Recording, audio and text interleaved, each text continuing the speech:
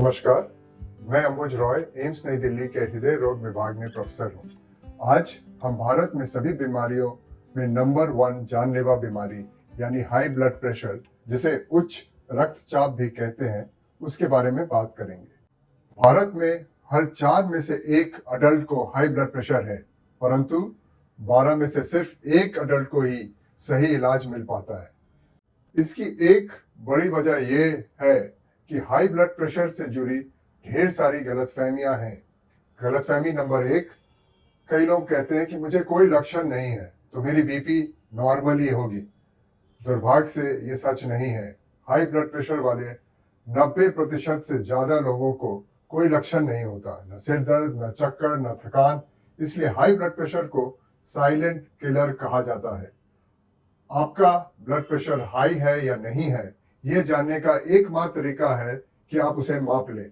ये बहुत आसान और जल्दी से हो सकता है और ये आप अपने घर बैठे बैठे भी कर सकते हैं।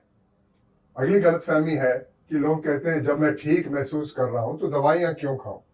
याद रखिए, हाई ब्लड प्रेशर बिना किसी संकेत के धीरे धीरे आपके अंगों को नुकसान पहुंचाता है।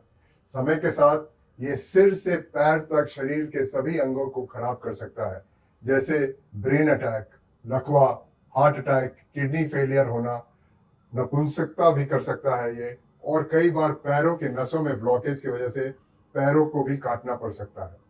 तो भले ही आप आज ठीक महसूस कर रहे हो, बिना इलाज हाई ब्लड प्रेशर आपके शरीर को चुपचाप कमजोर कर रहा है। गलतफहमी नंबर 3, उम्र के साथ बीपी बढ़ना नॉर्मल है, लोग कहते हैं। ऐसा हमेशा सही नहीं है। आप लोगों को अक्सर ये कहते सुने होंगे कि आपकी बीपी 100 प्लस आपकी उम्र के बराबर होनी चाहिए। ये बिल्कुल गलत है। हाई ब्लड प्रेशर के लिए जो पैमाना है वो सभी अडल्ट्स के लिए एक ही रहता है, यानी 140/90 के ऊपर का बीपी को हाई ब्लड प्रेशर कहते हैं, या तो आपकी उम्र 30 साल हो या आपकी उम्र 80 साल हो।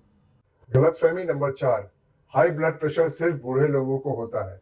ये सच है कि उम्र के साथ इसकी संभावना बढ़ती है, लेकिन आजकल हम कई युवा में भी हाई ब्लड प्रेशर देख रहे हैं।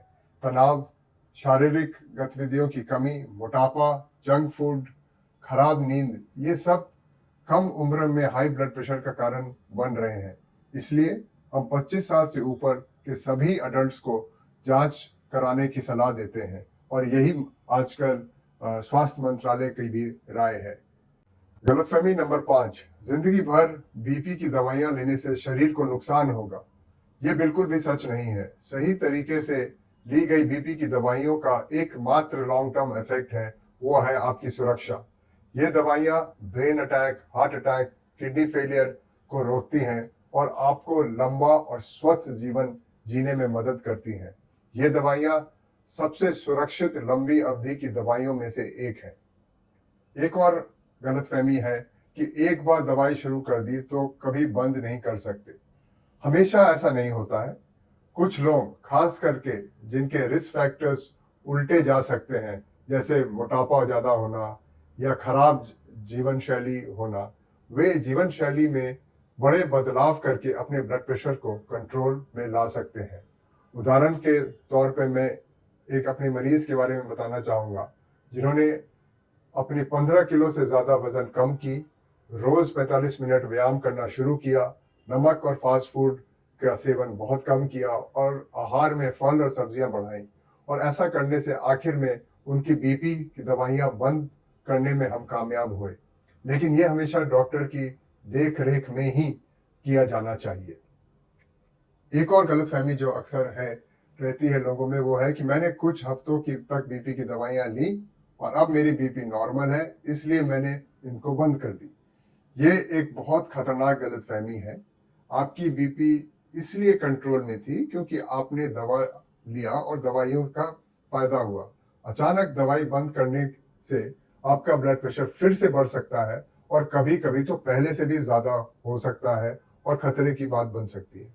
तो याद रखिए, अपना ब्लड प्रेशर नियमित रूप से मापें, लक्षणों का इंतजार न करें। अगर ये हाई है तो जल्दी से जल्दी इलाज शुरू करें, और अगर आप दवाइयों पर हैं तो सलाह के अनुसार उन्हें जारी रखें। अपने परिवार के सदस्यों को भी ऐसा करने के लिए आज ही प्रोत्साहित करें। आइए हम सब मिलकर शपथ लें कि 100 लोगों की बीपी मपवाएंगे। साथ मिलकर हम इस नंबर 1 जानलेवा बीमारी को हरा सकते हैं।